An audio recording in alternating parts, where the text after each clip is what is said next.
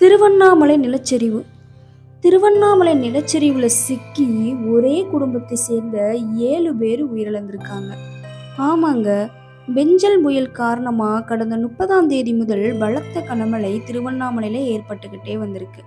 இந்த சூழ்நிலையில தான் அண்ணாமலையார் மலை அடிவாரத்தில் விஓசி நகர் 11வது தெருவில் மண் சரிவு ஏற்பட்டு ஒரே குடும்பத்தை சேர்ந்த 7 பேர் உயிரிழந்திருக்காங்க.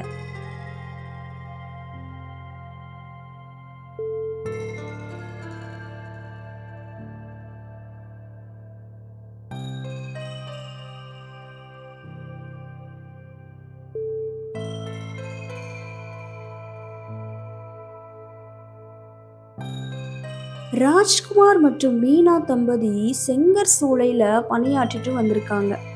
பெரும்பாலும் வெளியூரில் உள்ள செங்கர் சூளையில் தான் அவங்களுக்கு வேலை. அதனால் தன்னுடைய குழந்தைங்களை அத்தை வீடாகிய காயத்ரி அவங்க வீட்டில் விட்டுட்டு போயிடுவாங்க. இப்போது பெஞ்சல் புயல் காரணமாக ஏற்பட்டுக்கிட்டு இருக்க தொடர் கனமழையினால் அவங்க வேலையிலிருந்து வீடு திரும்பியிருக்காங்க. அவங்க வீடு திரும்பும்போது என்னவெல்லாம் யோசிச்சிருப்பாங்க? லீவ் டைமில் தன்னுடைய குழந்தைங்களோட டைம் ஸ்பெண்ட் பண்ணணும் அப்படின்னு சொல்லிட்டு யோசிச்சுருப்பாங்க. அதே மாதிரி தான் ஞாயிற்றுக்கிழமை அன்னைக்கும் அவங்க ராஜ்குமார், மீனா, அவங்களுடைய குழந்தைங்க, பக்கத்து வீட்டில் இருக்கிற 3 குழந்தைங்க எல்லாரும் சேர்ந்து ஒன்றா விளையாடி தனக்கு பிடிச்சதை சமைச்சு சாப்பிட்டுட்டு இருந்திருக்காங்க. ஆனால் அவங்களுக்கு தெரியாது அதுதான் அவங்களுடைய கடைசி நாளுன்னு சொல்லிட்டு. திடீரென மலையிலிருந்து உருண்டு வந்த பாறை மற்றும் மண் சரிவினால ராஜ்குமார் அவங்களுடைய வீடு மண்ணில் புதைந்து போயிடுச்சு. தகவல் அறிந்து காவல்துறையினர் மற்றும் தீயணைப்பு துறையினர் சம்பவ இடத்துக்கு விரைந்து வராங்க. அவங்களோட கூட தேசிய பேரிடர் மீட்பு குழுவினர் எல்லாரும் சேர்ந்து முழு முயற்சியோட செயல்படுறாங்க.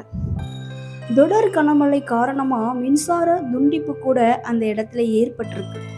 இந்த சூழ்நிலையிலும் ஹைட்ராலிக் ஏர்பேக், ஹிட்டாச்சி போன்ற வாகனங்களை வைத்து முழு முயற்சியோட செயல்படுறாங்க. இதன் பிறகு 24 மணி நேரத்திற்கு பிறகு இவங்களுடைய முயற்சியின் காரணமாக மாலையில் ராஜ்குமாரின் மகன் கௌதம் அவங்களுடைய உடல் மீட்கப்படுது. அதைத் தொடர்ந்து 32 வயதான ராஜ்குமார், 26 வயதான மீனா, 7 வயது மகள் இனியா, பக்கத்து வீட்டு பிள்ளைங்களான மகா, வினோதினி இவங்களுடைய உடலும் ஒவ்வொன்றா கண்டெடுக்கப்படுது. மண்ணில் புதைந்து போனதுனால எல்லாருடைய உடலும் சிதைந்து போய் காணப்பட்டது. ரம்யா அப்படிங்கிற சிறுமியோட உடல் மட்டும் கிடைக்காததுனால உறவினர்கள் சாலை மறியல் போராட்டத்தில் ஈடுபட்டிருக்காங்க. கடைசியாக ரம்யாவின் கை கண்டறியப்பட்டு ரம்யாவுடைய உடலும் மீட்கப்படுது.